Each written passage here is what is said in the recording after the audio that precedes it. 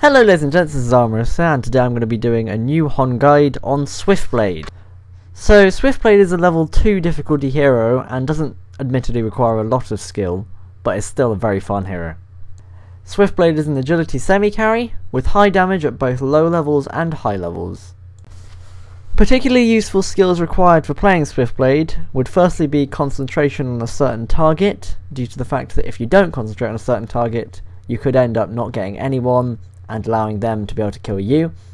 Not getting too cocky, because you can easily get cocky as Swiftblade, as I will explain more about in a bit. And good skills at last hits, because at first your last hit capabilities due to your terrible auto attack damage is shite. Now moving on to Swiftblade's abilities. Swiftblade's first ability is called Blade Frenzy. It causes Swiftblade to spin around incredibly fast, doing a large amount of damage to anyone around him while he spins. He can move while spinning, however he cannot cast spells like his ultimate as he is disarmed. At level 4 he is not disarmed, however his attack speed is reduced by 50% and he cannot cast spells. The two best parts about Blade Frenzy in my opinion are firstly the removal of debuffs or buffs, and second, the most important, being the magic immunity he gains while spinning.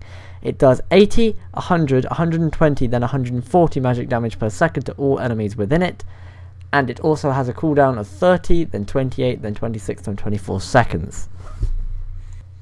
Swiftblade's second ability is called Counterattack. It's a passive. It gives Swiftblade the ability to counter heroes' attacks occasionally, granting him an attack at his base damage.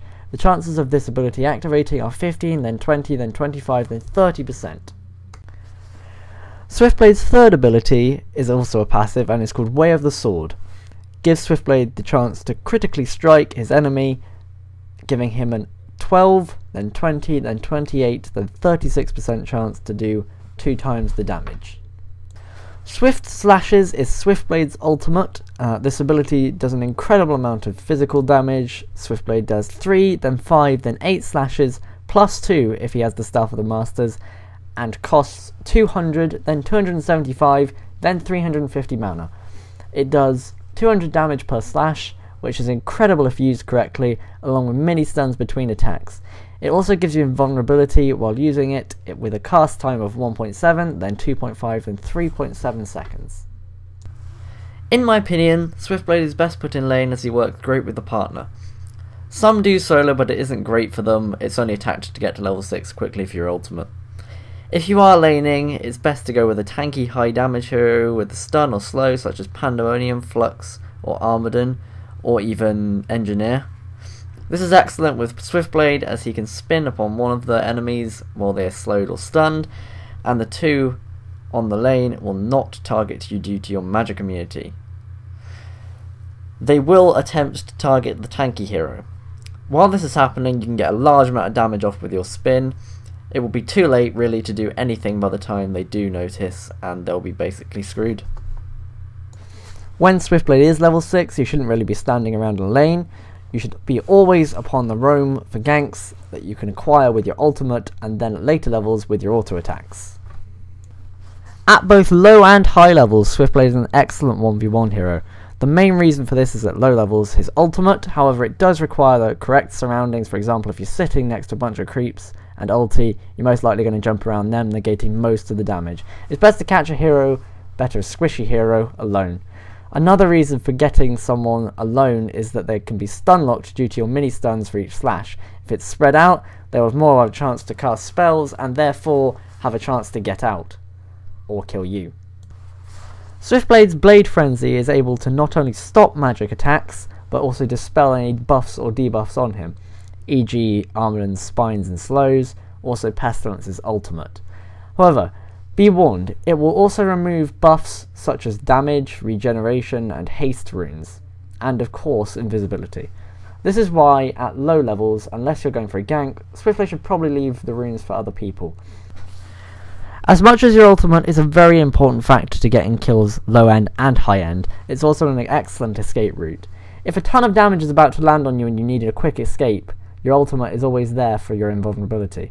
In that way, you have another chance of survival. At high levels, after all, it is 3.7 seconds invulnerability if all the slashes are landed, discounting the Staff of the Masters. Swiftblade's ultimate is also an excellent finisher. If someone's getting away on low health, it's a great way of landing that last blow with the teleport for a kill, and it is sometimes necessary. Moving on to items, the boots you want to be building are Ghost Marchers. When you have built these, you cannot activate your boots then activate your Blade Frenzy, as Ghost Marchers will be cancelled and removed, as it's a buff. Remember to use your Frenzy first and then your boots. One of the main items you want to get at first when you're carried is a Savage Mace or a Brutalizer. These are excellent for locking someone out. This works really well with the Firebrand for increased attack speed and will mean that someone is completely locked out. Also, it's great for keeping someone in your Blade Frenzy with the occasional attacks. You should buy a Ruined Cleaver for farming, moving from one lane to another, picking off squishy heroes while taking jungle packs, ancients and creep waves. You should buy a Nullstone as well, therefore, depending on how the game is going, decide what should be made first with the Sustainer. An excellent super carried item is Symbol of Rage, which will literally make you an unstoppable killing machine, as if the lifesteal is used correctly. Kill after kill will rack up and they won't be able to do anything about it, especially if you've got your Savage Mace or Brutalizer.